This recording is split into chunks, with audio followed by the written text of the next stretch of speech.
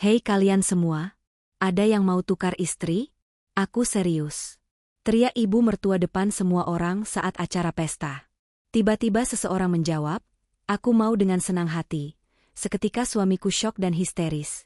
Ternyata, aku berdiri di depan cermin tinggi yang bingkainya berwarna emas. Lampu kristal di atas kepalaku memantulkan cahaya berkilau, membuat gaun yang kupakai terlihat mahal, anggun, dan, seharusnya, membanggakan. Tapi pantulan di cermin itu tidak bisa menyembunyikan satu hal. Aku sedang menahan diri agar tidak runtuh. Hari ini adalah pesta keluarga besar suamiku. Bukan sekadar perayaan, melainkan ajang pembuktian. Siapa paling sukses? Siapa paling terhormat? Siapa yang layak dibanggakan? Dan di tengah semua itu, aku tahu posisiku hanya sebagai pelengkap. Istri dari anak lelaki kebanggaan keluarga. Istri yang harus selalu tampak sempurna, meski hatinya babak belur. Dari balik pintu ruang rias, aku bisa mendengar suara tawa para tamu. Riuh, nyaring, penuh kepuasan. Aroma makanan mahal bercampur dengan parfum-parfume kelas atas yang menusuk hidung. Rumah besar ini selalu seperti itu, megah di luar, dingin di dalam. Aku menarik napas panjang, mengingatkan diriku sendiri untuk tersenyum, untuk bertahan, untuk tidak membuat masalah. Sudah siap? Suara suamiku terdengar dari belakang. Aku menoleh. Ia berdiri dengan jas rapi, rambut tersisir sempurna. Wajahnya tampan, tapi matanya kosong. Tatapan yang dulu penuh perhatian kini hanya formalitas. Sudah, jawabku pelan. Ia mengangguk singkat, lalu berjalan lebih dulu. Tidak menawarkan tangan. Tidak menungguku. Seperti biasa. Aku mengikuti dari belakang. Setiap langkah terasa berat. Bukan karena sepatu hak tinggi, tapi karena firasat buruk yang sejak pagi menempel di dadaku seperti bayangan. Begitu memasuki aula utama, semua mata tertuju. Beberapa tersenyum sopan. Beberapa menilai dari ujung kepala sampai ujung kaki. Aku hafal tatapan itu. Tatapan yang tidak pernah benar-benar menerima. Di tengah ruangan, berdirilah ibu mertuaku. Wanita itu tampak berkilau dengan kebaya mahal dan perhiasan mencolok. Senyumnya lebar, suaranya lantang, gerakannya penuh percaya diri. Dialah pusat gravitasi di rumah ini. Semua berputar mengelilinginya. Saat matanya menangkap keberadaanku, senyumnya berubah. Bukan senyum hangat, melainkan senyum yang selalu membuat tengkukku dingin. Akhirnya datang juga, katanya, cukup keras untuk didengar orang-orang di sekitarnya. Kupikir kamu sibuk dengan urusan yang lebih penting. Beberapa tamu tertawa kecil. Aku tersenyum, meski rasanya pahit. Maaf, Bu, kataku sopan. Tadi berganti pakaian. Ia mengangguk pelan, menatapku dari atas ke bawah tanpa rasa sungkan. Seperti menilai barang di etalase. Gaunnya bagus, katanya, lalu berhenti sejenak. Sayang, yang pakai belum tentu pantas. Kalimat itu meluncur ringan, tapi menghantam keras.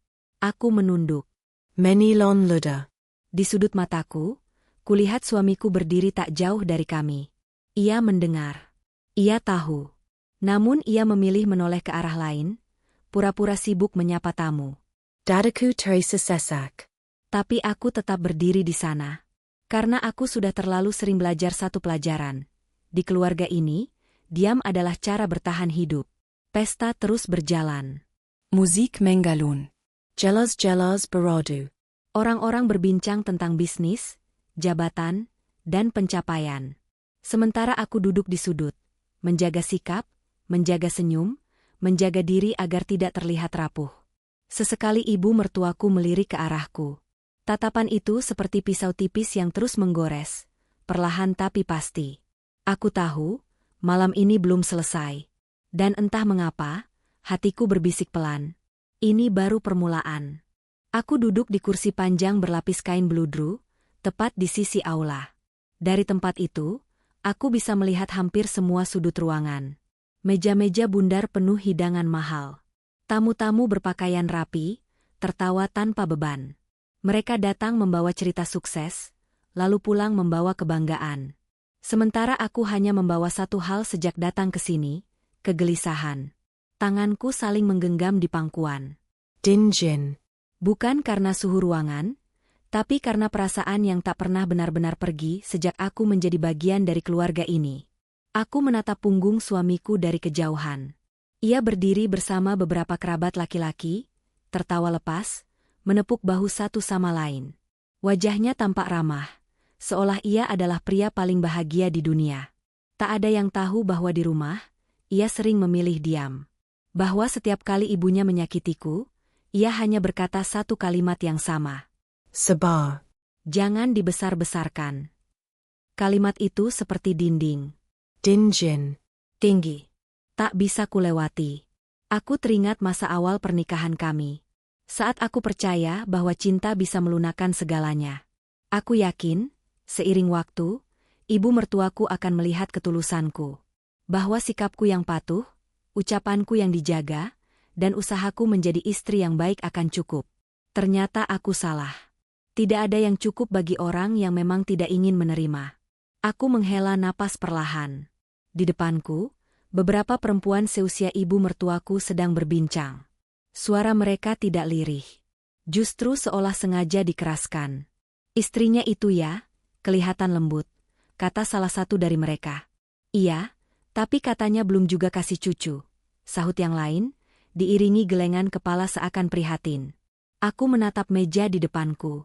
Piring porselen putih itu tampak buram oleh pandanganku sendiri. Aku sudah terbiasa mendengar bisik-bisik semacam itu.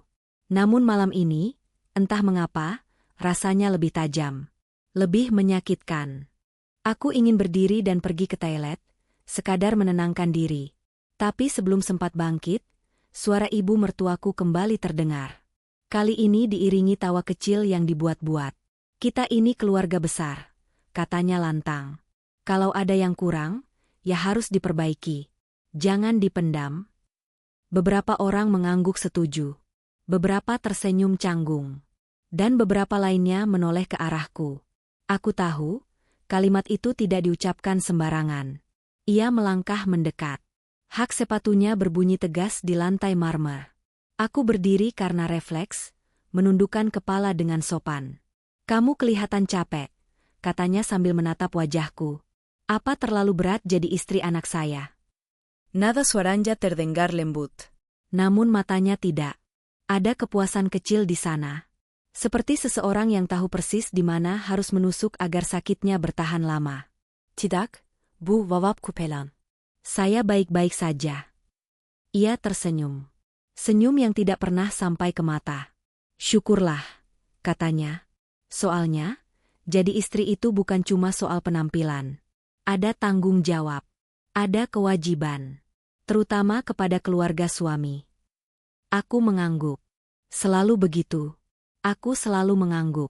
Di sudut ruangan, suamiku menoleh sekilas. Pandangan kami bertemu. Hanya sepersekian detik. Aku berharap ia datang, berdiri di sampingku, berkata sesuatu. Apa saja. Namun ia kembali memalingkan wajahnya. Aku menahan napas. Menahan Perry. Menahan harap. Malam ini, aku mulai mengerti satu hal yang selama ini kutolak untuk kuakui. Di rumah ini, aku tidak diharapkan untuk didengar. Aku hanya diharapkan untuk patuh. Dan entah mengapa, kesadaran itu membuat dadaku terasa semakin sesak. Seolah ada sesuatu yang sedang dikumpulkan. Bukan air mata, tapi badai. Aku menatap sekeliling lagi. Lampu masih terang. Musik masih mengalun. Pesta masih berjalan. Namun di dalam diriku, ada sesuatu yang perlahan retak.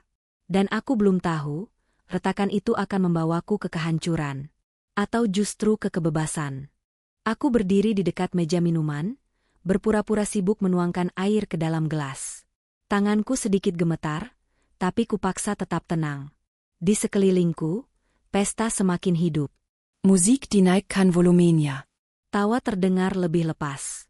Seolah-olah tidak ada satupun awan gelap yang menggantung di atas kepalaku. Namun aku tahu, badai itu nyata. Ibu mertuaku kini duduk di kursi utama.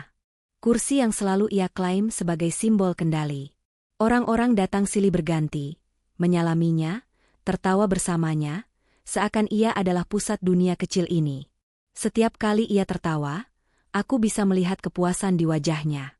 Kepuasan seorang perempuan yang merasa berkuasa. Aku melirik ke arah suamiku.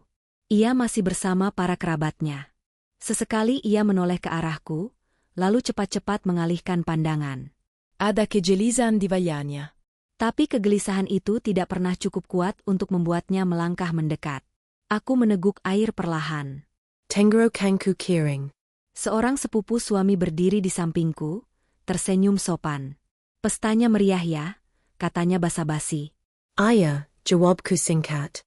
Ia mengangguk, lalu menambahkan dengan nada yang seolah penuh empati, ibu memang suka acara besar.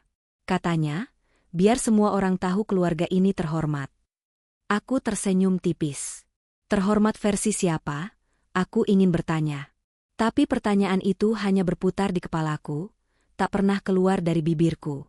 Dari arah kursi utama, suara ibu mertuaku kembali terdengar. Kali ini lebih keras. Lebih teatrikal. Zaman sekarang, jadi istri itu gampang-gampang susah, katanya sambil tertawa kecil. Kalau tidak kuat mental, ya jangan heran kalau rumah tangga goyah. Beberapa orang tertawa. Beberapa mengangguk. Dan beberapa mulai menoleh ke arahku lagi. Aku merasakan panas di pipiku.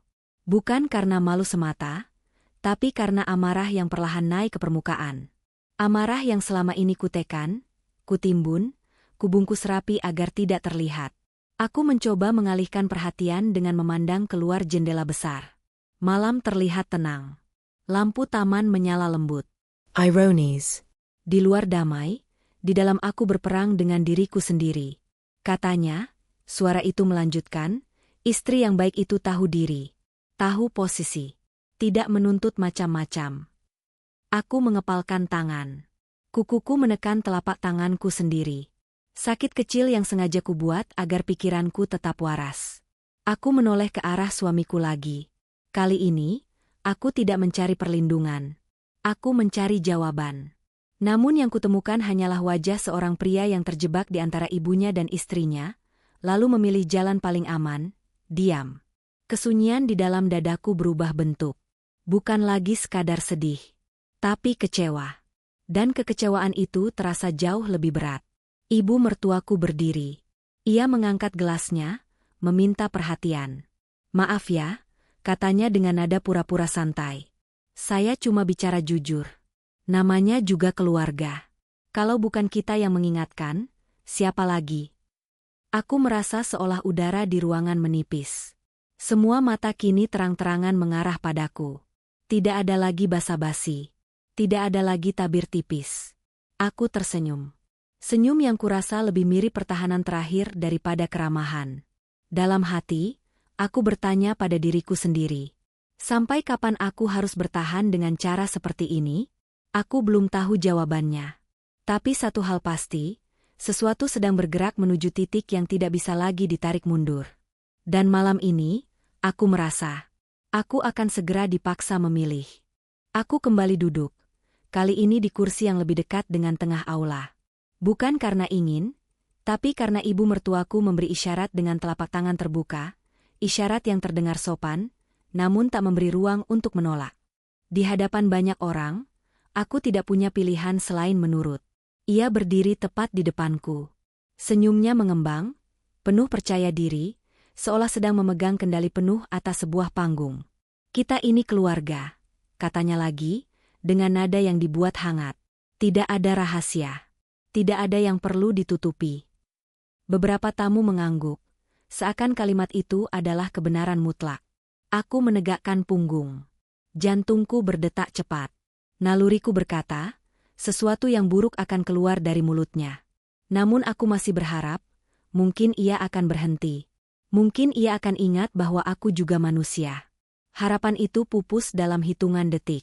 Sebagai ibu, lanjutnya, saya cuma ingin yang terbaik untuk anak saya. Dia sudah bekerja keras. Sudah memberikan segalanya untuk keluarganya. Tapi, hasilnya bagaimana? Ia berhenti sejenak. Dramatis. Semua mata tertuju padanya. Lalu, ia menoleh ke arahku. Sudah lama menikah, katanya, tapi belum juga ada kabar menggembirakan. Bisik-bisik langsung menyebar. Seperti api kecil yang disiram bensin. Aku merasa darah di wajahku surut. Tubuku Dinjin.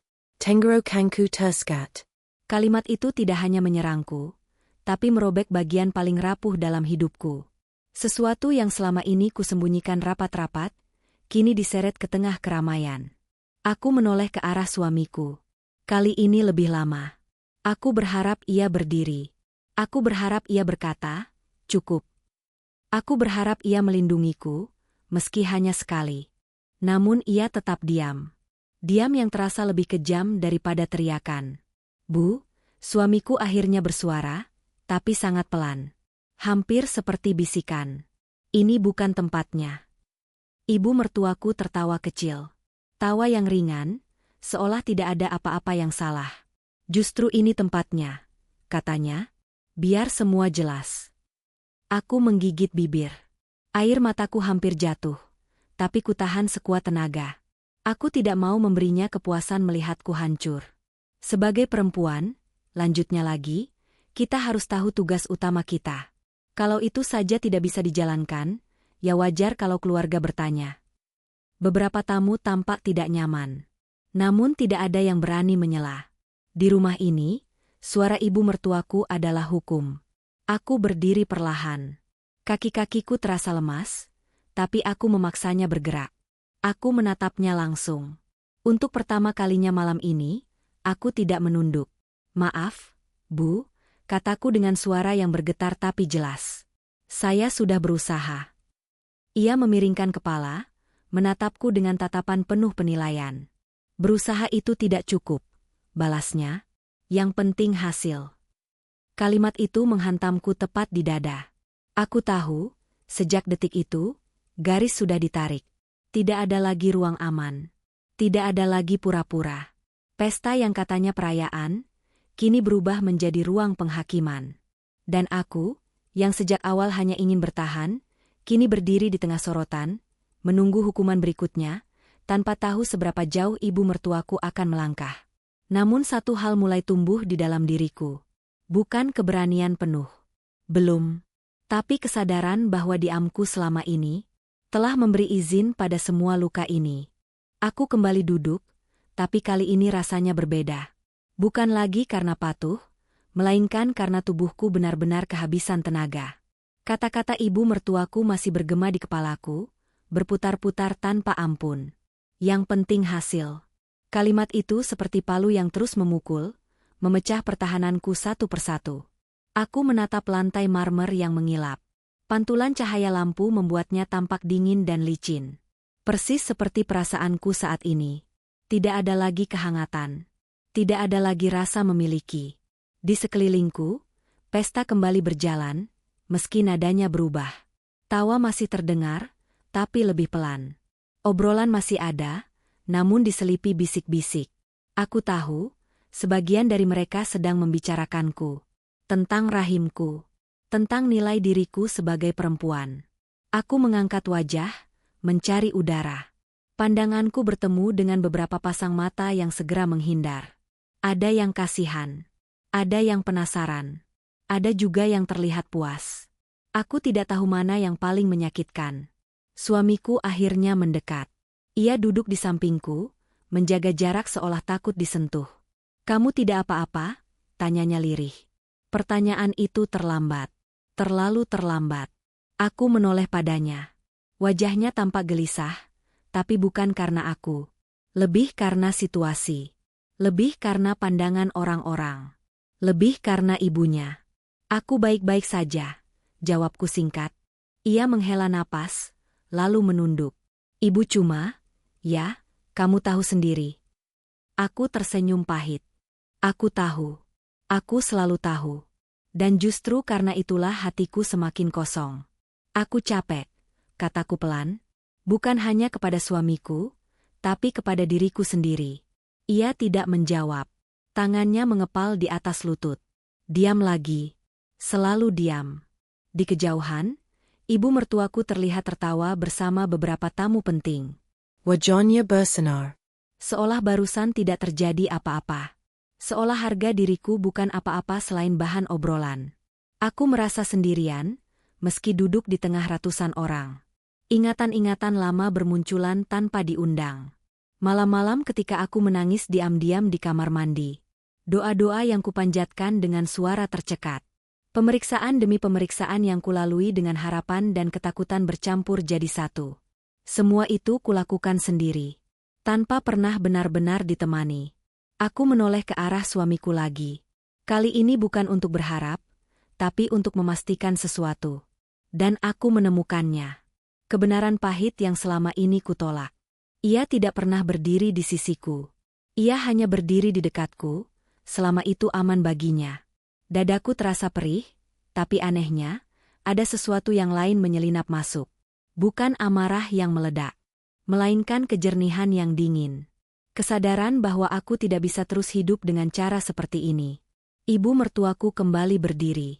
Gelas di tangannya diangkat sedikit, seolah ingin berbicara lagi. Ruangan perlahan sunyi. Aku menarik napas dalam-dalam. Jantungku berdebar, bukan karena takut, tapi karena firasat.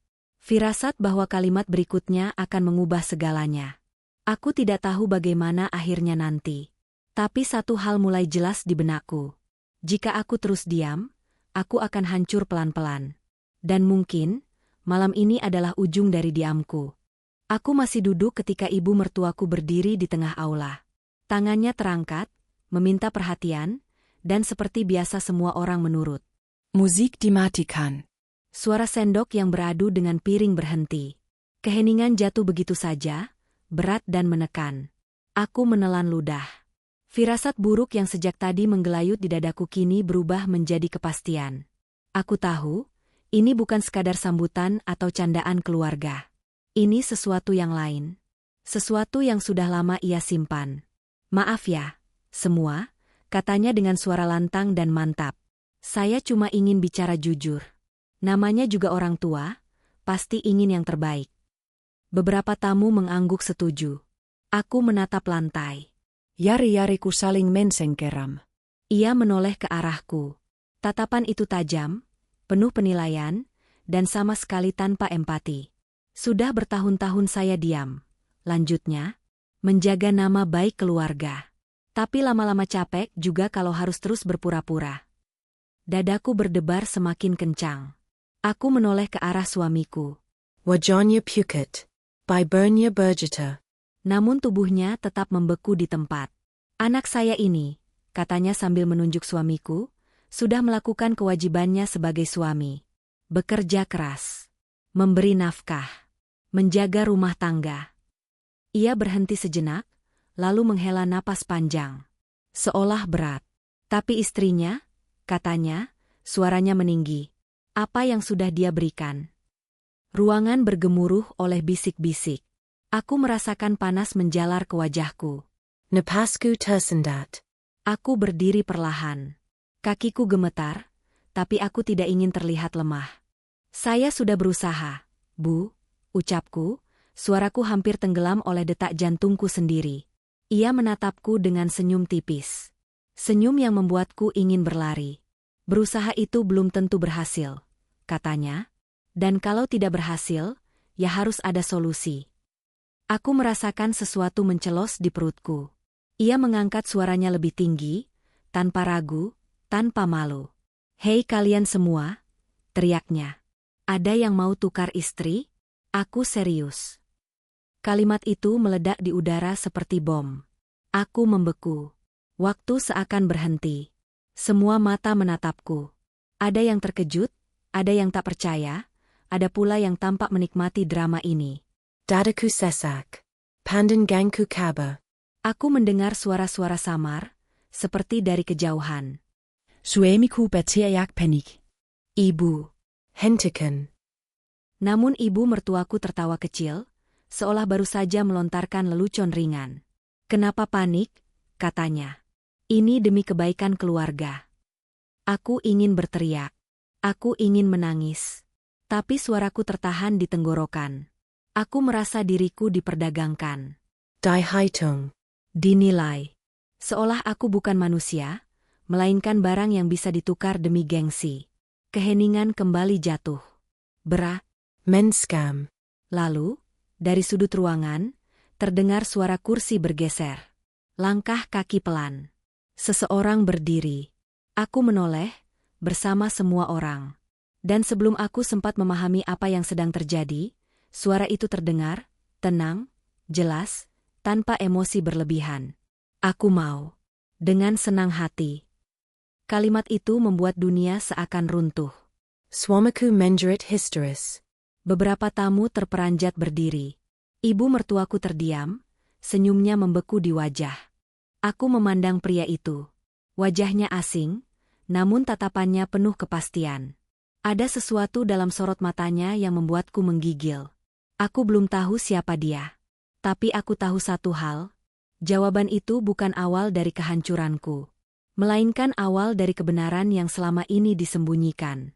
Ruangan masih sunyi saat pria itu melangkah maju dari sudut aula. Setiap langkahnya terdengar jelas, seolah lantai marmer sengaja ikut menegaskan kehadirannya. Ia tidak terburu-buru, tidak gugup. Wajahnya tenang, terlalu tenang untuk seseorang yang baru saja menjawab kalimat paling gila malam ini. Aku menatapnya tanpa berkedip. Jantungku masih berdetak tak beraturan. Kata-katanya terus berputar di kepalaku. Aku mau. Dengan senang hati. Siapa dia? Swamaku berdiri sempoyongan. Tangannya gemetar, wajahnya memucat seperti orang kehilangan darah. Jangan bercanda, katanya nyaris berteriak. Ini bukan lucu. Pria itu berhenti beberapa langkah dari kami. Ia menoleh ke arah suamiku, lalu tersenyum tipis. Bukan senyum mengejek, melainkan senyum orang yang sudah tahu akhir cerita. Aku tidak bercanda, jawabnya tenang. Aku datang ke sini memang untuk ini. Desis napas terdengar dari berbagai arah. Beberapa tamu saling pandang. Ada yang mulai berbisik lebih kencang. Ada yang mengeluarkan ponsel diam-diam. Ibu mertuaku berdiri kaku. Wajahnya yang tadi penuh percaya diri kini tampak tegang. Ia menatap pria itu lama, seperti sedang berusaha mengingat sesuatu yang tidak ingin ia ingat. "Kamu siapa?" tanyanya akhirnya, suaranya tidak setegas tadi. Pria itu menghela napas pelan, lalu menatap lurus ke arah ibu mertuaku. Tatapan itu membuatku merinding. Ada masa lalu di sana. Ada luka lama yang belum sembuh. "Kamu lupa?" katanya. "Atau pura-pura lupa?" Wajah ibu mertuaku berubah. Senyumnya runtuh perlahan. Vibernya bergetar. Aku merasakan ada sesuatu yang sedang bergeser. Seperti dinding besar yang mulai retak. Pria itu melanjutkan, suaranya tetap datar namun penuh tekanan. "Aku mantan suamimu." Kalimat itu jatuh seperti batu ke dalam air tenang. Beberapa tamu terpekik pelan. Ada yang menutup mulutnya. Aku sendiri terdiam. Otakku mencoba mencerna, tapi perasaanku lebih dulu bereaksi. Ada alasan mengapa suamiku histeris. Ada alasan mengapa ibu mertuaku tiba-tiba kehilangan kendali. "Kamu sudah mati," ibu mertuaku berbisik, hampir tidak terdengar. Pria itu tersenyum kecil. "Tidak. Aku cuma pergi. Saat kamu memilih meninggalkanku karena aku miskin dan sakit." Ruangan kembali bergemuruh. Kata-kata itu membuka celah besar dalam cerita yang selama ini ku kenal tentang keluarga ini. Aku menoleh ke arah suamiku. Wajahnya semakin pucat. Ia mundur selangkah, seolah ingin menghilang. "Aku tidak datang untuk membuat keributan," kata pria itu lagi. "Aku datang untuk mengambil kembali apa yang menjadi milikku." "Apa maksudmu?" Suara ibu mertuaku meninggi, bercampur panik. Pria itu menatap sekeliling, lalu kembali menatap ibu mertuaku. "Semua yang kamu banggakan malam ini. Rumah ini, bisnis itu, uang yang menghidupi kalian." Aku menahan napas. "Semua itu," lanjutnya, "bukan milik kalian." Dadaku berdebar keras. Aku merasakan getaran aneh dalam tubuhku. Campuran antara takut dan harap. Seolah kebenaran yang selama ini tersembunyi, kini berdiri tepat di depan mataku. Pria itu menoleh ke arahku. Untuk pertama kalinya sejak ia berdiri, pandangannya bertemu langsung dengan mataku. "Aku minta maaf," katanya padaku. "Kamu tidak seharusnya diperlakukan seperti ini." Kalimat itu sederhana, tapi menghantam hatiku lebih keras daripada semua hinaan yang kudengar malam ini. Aku menelan ludah. Mataku panas. Di tengah keramaian yang mulai kacau, aku sadar satu hal penting. Pria ini bukan datang untuk menukarkanku. Ia datang untuk menukar kekuasaan. Dan malam ini, aku berada tepat di pusat pusaran itu. Ruangan itu tidak lagi terasa seperti aula pesta. Udara menjadi berat, seolah setiap orang harus berjuang hanya untuk bernapas. Aku berdiri mematung di tempatku, sementara mataku berpindah dari wajah ibu mertuaku ke wajah pria yang mengaku sebagai mantan suaminya. Dunia yang kukenal tentang keluarga ini runtuh perlahan, lapis demi lapis. Pria itu melangkah satu langkah lebih maju. Suaranya tetap tenang, tapi setiap katanya terdengar seperti palu yang memukul tanpa ampun. Kalian hidup nyaman selama ini, katanya, menatap seluruh ruangan. Menggunakan uang yang bukan hasil kerja kalian. Uang yang seharusnya tidak pernah kalian sentuh. Ibu mertuaku menggeleng cepat. Kamu bohong, teriaknya, suaranya peka. Semua ini milik keluarga kami. Pria itu tersenyum kecil. Senyum orang yang sudah terlalu lama menyimpan kesabaran. Keluargamu, ulangnya Pelin. Harta itu atas namaku. Perusahaan itu aku bangun dari nol, dan saat aku jatuh sakit, kamu pergi. Kamu membawa anakmu. Kamu membawa semua yang bisa kamu bawa. Suara-suara terkejut bermunculan dari para tamu. Beberapa mulai berani berbisik keras. Tidak ada lagi upaya menutup-nutupi. Kebenaran telah menemukan jalannya. Aku menoleh ke arah suamiku. Ia berdiri kaku, matanya liar, napasnya terengah. Untuk pertama kalinya, aku melihat ketakutan yang nyata di wajahnya. Bukan takut kehilangan aku, tapi takut kehilangan semua yang selama ini ia banggakan. Kamu tahu semua ini, bukan? Tanyaku pelan padanya. Ia tidak menjawab. Diamnya kali ini terasa seperti pengakuan. Pria itu kembali berbicara, kini menatap langsung ke arahku dan suamiku. Dan soal tuduhan paling kejam itu, katanya, nadanya berubah lebih dingin. Soal rahim. Soal siapa yang dianggap gagal. Aku merasakan tubuhku menegang. Jantungku berdetak keras, seolah tahu kalimat apa yang akan datang. Mandul itu, lanjutnya, bukan kamu. Aku menatapnya tanpa berkedip. Mandul itu, katanya lagi, kini menatap suamiku lurus-lurus, adalah anakku. Ruangan seakan meledak dalam keheningan. Tidak ada suara. Tidak ada napas. Hanya detak jantungku yang terasa memekakan telinga. Suamiku tersentak. Tidak. Itu tidak benar. Teriaknya, suaranya pecah. Ibu bilang. Kamu tahu, potong pria itu. Kamu sudah diperiksa. Berkali-kali. Dan kamu memilih diam. Membiarkan istrimu menanggung semua hinaan. Aku merasa lututku hampir tak kuat menopang tubuhku. Ingatan-ingatan itu datang menyerbu. Pemeriksaan yang selalu kulalui sendiri. Tatapan kasihan dokter. Jawaban yang selalu digantung. Dan suamiku, yang selalu berkata, kita sabar saja. Air mata akhirnya jatuh. Bukan karena sedih semata, tapi karena kejelasan yang datang terlambat. Ibu mertuaku menjerit histeris. Tubuhnya goyah. Kamu mau menghancurkan keluargaku, teriaknya sambil menunjuk pria itu. Pria itu menggeleng pelan. Keluargamu hancur sejak kamu memilih keserakahan, katanya. Aku hanya datang untuk mengambil kembali apa yang menjadi milikku. Ia mengeluarkan berkas-berkas dari map coklat. Nama-nama, tanda tangan, bukti yang tidak bisa dibantah. Mulai malam ini, katanya lantang, semua aset itu kembali kepadaku. Ibu mertuaku terhuyung, lalu jatuh pingsan di hadapan semua orang. Til jeg kan panikterdengar. Beberapa tamu berdiri, beberapa mundur ketakutan. Suamiku berlutut di lantai. Menangis. Memohon. Memanggil nama ibunya, lalu menatapku dengan wajah hancur. Aku minta maaf, katanya terisak. Aku takut. Aku menatapnya lama. Untuk pertama kalinya, tidak ada amarah yang membara. Tidak ada cinta yang tersisa. Hanya kelelahan yang dalam. Di tengah kekacauan itu, aku berdiri tegak. Anenya, dadaku terseringan. Luka yang selama ini menganga akhirnya diberi nama. Dan kebenaran, meski menyakitkan, memberiku satu hal yang tidak pernah kumiliki sebelumnya. Harga diri. Malam itu, pesta benar-benar berubah menjadi neraka bagi mereka. Dan bagiku, itulah saat aku akhirnya terbebas. Aula yang tadi dipenuhi tawa kini berubah menjadi ruang kekacauan. Beberapa tamu berlarian memanggil bantuan. Sebagian lainnya berdiri kaku, tidak tahu harus berbuat apa. Musik tak pernah dinyalakan kembali. Lampu-lampu yang menggantung di langit-langit terasa terlalu terang, menyingkap wajah-wajah panik tanpa ampun. Aku berdiri di tempatku, menatap tubuh ibu mertuaku yang terbaring di lantai. Beberapa orang mengerumuninya, mencoba menyadarkannya. Tidak ada rasa puas di hatiku. Tidak juga dendam.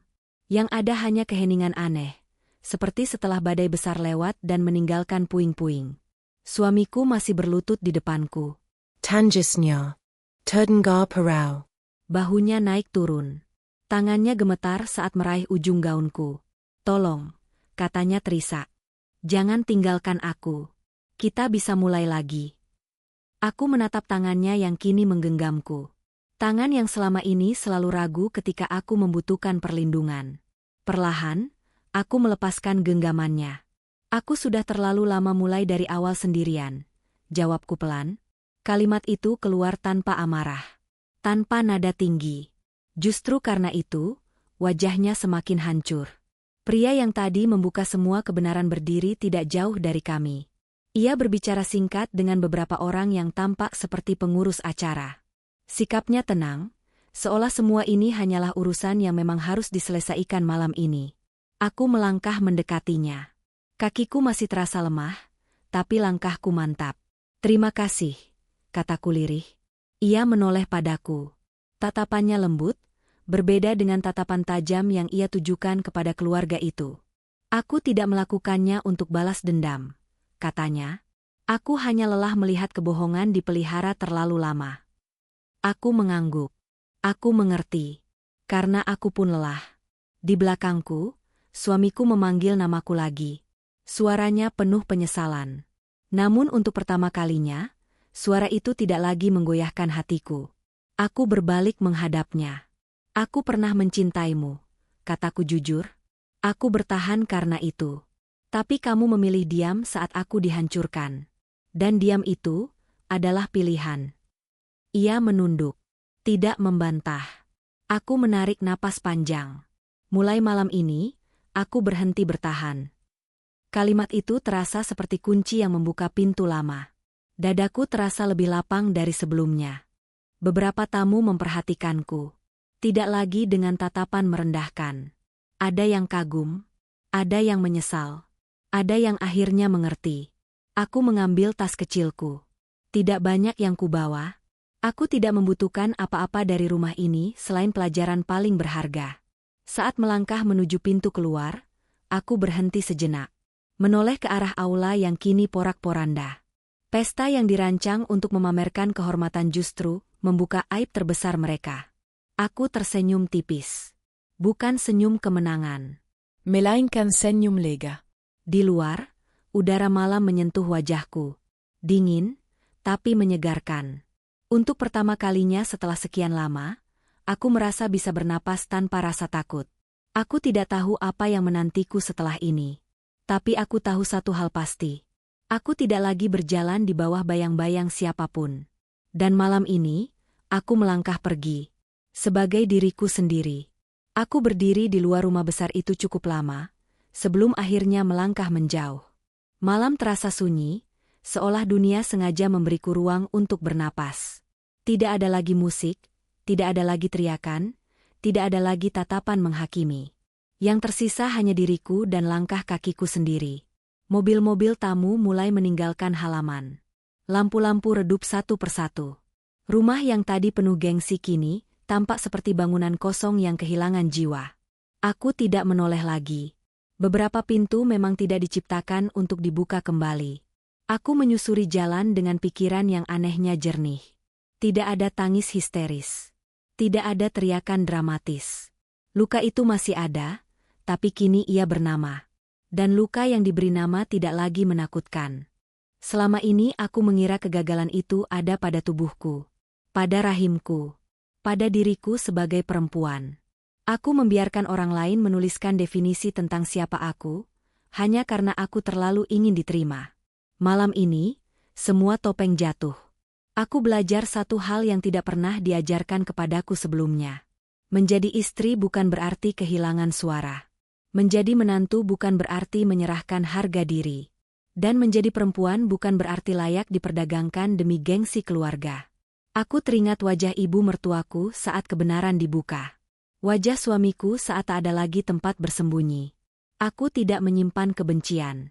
Karena kebencian hanya akan mengikatku pada masa lalu yang sudah selesai. Yang kupilih adalah pergi. Pergi bukan karena kalah. Tapi karena aku akhirnya menang atas diriku sendiri. Aku tahu, hidup ke depan tidak akan mudah. Akan ada pertanyaan. Akan ada stigma. Akan ada hari-hari sepi.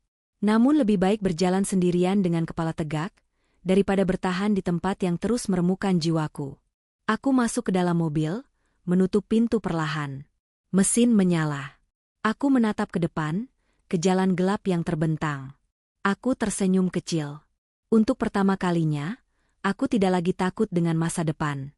Karena aku tahu, apapun yang terjadi nanti, aku tidak akan lagi mengorbankan diriku demi cinta yang tidak pernah melindungiku.